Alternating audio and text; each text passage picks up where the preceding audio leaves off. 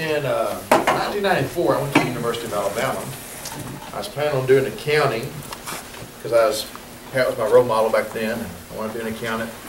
It didn't take me long to realize that was not my calling. That's not God's purpose for my life. But when I was there, I met a campus minister. His name was Ken Ellis, and Ken had a major impact on my life. Some of you know Lonnie Braswell. Lonnie came to school in large part because of Ken Ellis' influence on him in his life. Ken came up to me and would ask me two questions that were disturbing, distasteful. I couldn't believe this guy was asking me these questions. Here's what he'd ask me. So, Rusty, what are you telling God about here lately in your life? I sit there and think about it, and I go, well, food. We talk a lot about food. Thank you for this food. Seems to be a pretty good conversation point. This day, we talked about the day, how beautiful it was. And then I really didn't have anything else to say. And then he'd also come to me and said, well, Rusty, what is God telling you here lately? And I was like, in the shower? What are you talking about? He's like, no, what you reading? What are you letting God tell you through His Word? I never had answers for those things. Truth was, I wasn't talking to God about anything besides food, and I wasn't reading my Bible at all. I'd just sit there. I actually stayed in my car in the floorboard, so that when I went to church, I could take it out and go inside. He would ask me this question constantly. Every time I turned around, that's what he would ask. Every time I got to where I avoided him. As long as we were in a big group, I knew Ken wasn't going to ask the question. But when I knew otherwise he was going to answer this question, and so I began avoiding him. He'd ask me, hey, Rusty, can I go buy you lunch? And I'd say no, and that's huge for a college student, not to pass a free meal. I was like, but because I knew he was going to ask the question, so I finally realized I'm going to have to do something about this. I've got to find something to talk to God about, and I've got to start reading something. And it was at that point that my life began to do a lot of changing. And I really felt called to go into ministry, and ended up here at Heritage. Here's the thing I want you to think about is, if we think about professionalism and continuing your education, is what are you doing to develop yourself personally, academically, and we're also going to talk about being through a mentoring system. Because we need to do this. It's easy for all of us to get to a point where we don't keep pushing ourselves in a direction. It's easy to come to school and study for a test, but never take it into our hearts. It's easy when we leave school to think, I can't wait till I leave school. I remember while we were at Heritage, Eric Jones and I would sit around and talk about, I cannot wait till I leave this place and I can read books I want to read and not the ones the professors told me. And then you get out of school and you don't read anything. And you realize, well, I wish I was back in school where they made me read books and where I had a test and I had somebody holding me accountable to do that. Because it's just easy to do. But I want you to think, what are you doing to help yourself out personally? You know, the Bible talks about this a lot. I think about Paul in 2 Timothy chapter 4 when he tells Timothy, hey, when you come, would you bring the books and the parchments? Here's Paul is an older guy, inspired by the Holy Spirit, but he's still going to try to read the books. I often ask guys, what are you reading? So what are you reading here lately? Not just from the Bible, what are you reading? It will tell me a lot about who you are. I've met ministers when I ask them, so what are you reading? All they can tell me is Harry Potter. And I like Harry Potter. I've read Harry Potter. Don't have anything wrong with him. But I think, well, what else are you reading? And you see some guys who they're not reading. They're not developing themselves professionally. I see ministers who are preaching and they couldn't tell you the last time they read a book outside the Bible. And that's great. I think you need to read the Bible. We need to read the Bible more, in all honesty. But sometimes you look at other areas and you find they're just not professionally, they're not developing themselves. They're not continuing their education. They're not reading anything. I think about how can you be a preacher and not read books on preaching? Don't you want to be better at being a preacher? It's one of the things I'm working on here lately. I'm doing a lot more speaking. I've taught more Bible classes than I have spoke. That's where I spent 90% of my life at, is in a Bible class. So I think I can do that pretty well. But what I found quickly is I'm not a very good speaker because it's a different thing, and I'm learning how to do it. Who are you listening to? When you listen to guys speak that are great, do you pay attention to what they do? I love listening to sermons. I drive about 3 hours a day on average. And when I'm driving, I'm listening to sermons. I listen to just people give speeches, and I break down what did they do that I liked. Because I want to know, if I hear a guy and he did a great job, I want to know what is it that he did that was so good, and how do I get to be better in that way. I've got guys in different areas where they excel in certain areas. I got a guy in Las Vegas I love to listen to because he is a great illustrator.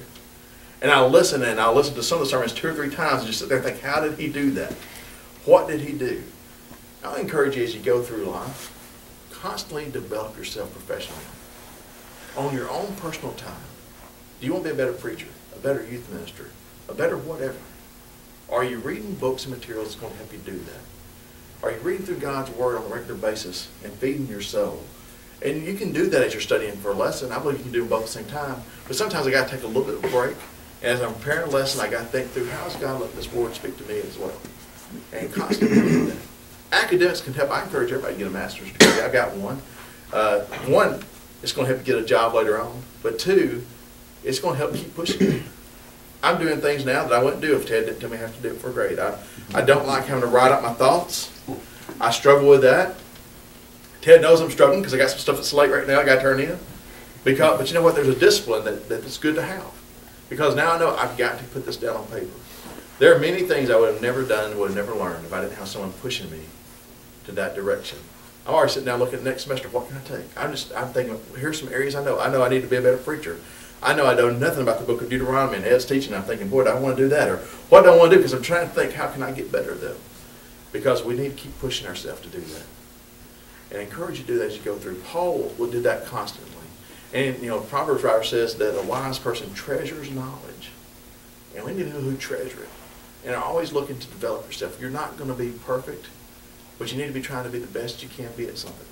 I see a lot of guys get out of school, and I'll talk to them, youth ministers, because that's been my world. And I'll ask them, have you read Oestreicher's new book, Duffy's new book? And they'll look at me and say, who are those guys? And I'd look at them and say, well, how do you not know who they are? And they're like, well, I just don't know. I said, they are the youth minister guys. I mean, I don't know what world you're in, but I mean, they are the youth minister guys. They've written the books on it. Ostreicher has written 30 books on youth ministry. He is the standard. You haven't read him? Well, I haven't read him. You haven't read Duffy? Who is Duffy? Is the godfather of youth ministry. You don't know who Duffy Robbins is? And like I said, no, I don't. Well, how are you in youth ministry if you're not reading the guys? Same with the guys here in preaching. I can sadly say that until 2 years ago, I never knew who Fred Craddock was, Ted. Is that not a sin in preaching world? But I wasn't a preacher. Does that give me a justification for not knowing who he was? But I never knew who he was until Matthew Moran started telling me about these guys. I began realizing, you know what? There's a lot about this I don't need to know. If I'm going to start being a speaker, I better start reading a little bit of Craddock, and I better start reading some other guys. And so my Christmas list this year has those guys on the list. I need to start learning how to do this. But always push yourself. And sometimes you need to do it in classrooms and other areas, and push yourself to say, I've got to have someone to help me get there, and find guys to do it. And here's the other thing, is I hope that you'll really take this one to heart. As you continue your education past Heritage, or even while you're still here, find a mentor. We have a great opportunity with Christian service. And Brad, I'm going to tell the truth about myself. If I was a student at Heritage, here's probably what I'd do. I'd probably find a horrible mentor who wouldn't require much of me. And I'd probably tell him, I'm going to do youth ministry this semester. And I'd probably find the guy who would just sign off and wouldn't even ask me questions about stuff. Because I would be lazy. Because I was a lazy student.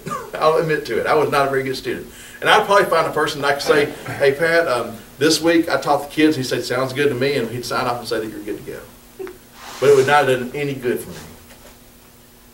And I can honestly say, when I did Christian service report for Jerry Davis, and I sometimes just signed off and mailed it in. But it didn't help me out any. Find somebody who will really invest in you and mentor you. You hear horror stories in preaching. Can I tell you the secret about those horror stories? A lot of those are self-inflicted. Because we didn't have someone to tell us, do you realize how stupid you're going to be when you do that? We thought we were going to get up and give a lesson that was going to change the world. And if I could have asked Dennis, I'm thinking about doing this, he would have said, Rusty, that's probably not a good idea. Can we think about how to do that? Sometimes you're going to have to speak on a subject that's going to be very sensitive. And you're going to have to talk about it. I need to have someone that I know loves me, cares for me, prays for me, and I can talk to, and who I can say, I'm going to talk about this. And they can say, I've taught them that 22 times. Can I help you out with that lesson before you stand up? Because you may get yourself in trouble if you don't do it the right way. You're going to find yourself in situations that you don't know how to handle.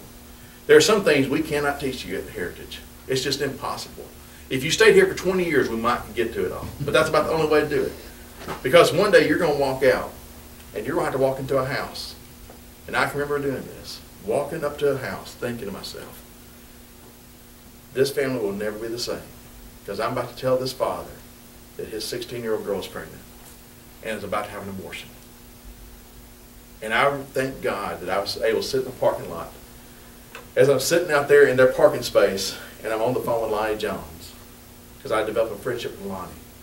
And I'm asking Lonnie, what do I do? By the way, this dad has a violent temper. What do I do? And he'll telling me, make sure you sit at a table. Why do I sit at a table? So he can't reach over and hit you. Well, that's good advice. Sit at a table. He said, you don't know how he's going to react. He said, he may crumble, he may lash out. So that's a good thing to know. So I made sure when we got him, said, can we sit down at the table? I said, down at the table. Luckily, he didn't come across the table, but I've had other people telling stories where they did. But here was a guy who was able to walk me through it. I remember when we had one of our girls die at 16 years old in a car crash. I've been able to have people call me and say, hey, listen, you know, I've been there. And I remember sitting there saying, what do I do on Wednesday night? She dies on a Tuesday. The next night, they're going to sit in a classroom, and what am I going to say to them? And I'm so glad I had people who had invested in me that could help me walk through that. Find you a mentor. We need one. Proverbs writer says, the wise seek the counsel of the wise. We need to find people. And find a guy who's been preaching for years. And that you know that you like, and say, would you teach me how to do what you do? I want to learn from you. You want to be a better personal worker? Do what David Shannon did. David's on their board. David's, I want to be a better personal worker. How do I do it? He said, well, the best personal worker I know is Jerry Jenkins. So he calls Jerry up and says, he took a job into the Birmingham area and said, I want to walk around with you. I want to go Bible studies with you. I want to see how you do it. And David has about 3 Bible studies a week. But he wanted to do it, so he found a mentor. Find someone who will invest in you. You want to do a youth ministry? Find a guy you love and respect and ask him, will you pour into me and help me? Because that way I can eliminate a lot of mistakes that will cause me a lot of heartache. And I have someone who will bless me with a lot of knowledge. I've learned so much from guys. Take them out to lunch. Spend some time with them. If you're broke, tell them, I don't have any money. Could you take me out to lunch? But I want to learn from you. How can we figure out how to do this? And let them pour their life into you. This is a president all the way through the Bible. Moses mentored Joshua. You can think about the fact that Paul took on Timothy and Titus. You think about so many others. Jesus did it with his disciples. His disciples, Peter did John Mark. We have a whole presence of people who did this. We don't take advantage of this enough. While you're here and while you get out somewhere else, find a mentor and tell them, I'm young, I'm inexperienced, I need someone to help me. And then as you grow, you become a mentor to other people. Find someone that you can invest your time into. I've got a guy now, he's been out of school 1 year. Ted knows him because it's Austin Johnson. Been out of school 1 year. He's going to have an intern this summer at his church. And he said, I'm trying to put together an intern program. What do I do? I said, well, Austin, first thing you need to do is you need to make sure you read the Bible every day with your interns.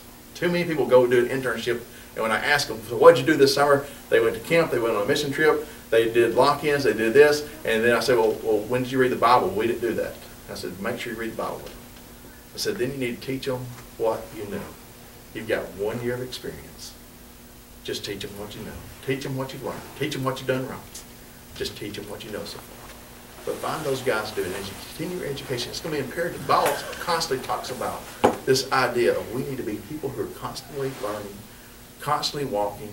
They go from milk to meat, and it's going to help you out, guys. And find those areas, whether it's getting a master's degree, it's reading constantly. I tell people, man, in today's world, you can read all the time. You can even read book reviews of books, so you don't have to read the whole book. I have guys that I read that just to give me the ideas of what I need to be reading and stuff. Find those, build relationships with your teachers right now. I still talk to Jim Smith when I have problems. Because I can promise you this, for some of you guys who are younger, around 30 years old, you're going to have a faith crisis. Your faith is you're going to have something, I don't know what it is, but your faith is going to take a major shift on one issue at least. And you will begin to rethink what you've ever thought about it. And you better have someone you can call and say, I'm in trouble. I don't know what I think about this anymore. For me, it was Jim Smith. I called Jim and said, Jim, here's where I'm struggling. I got this issue. I don't think I believe what everybody else believes on this here. And I don't know about what can I do. And Jim said, don't worry about it, Rusty.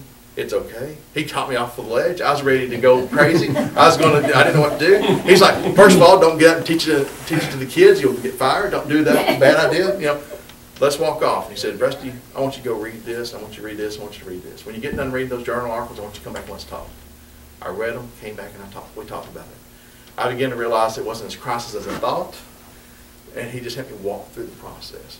Build relationships with your teachers here. Keep those going. Keep learning. Keep learning. Keep learning. The wise man treasures knowledge. And find those people who can invest in you as much as you can. Thank you so much.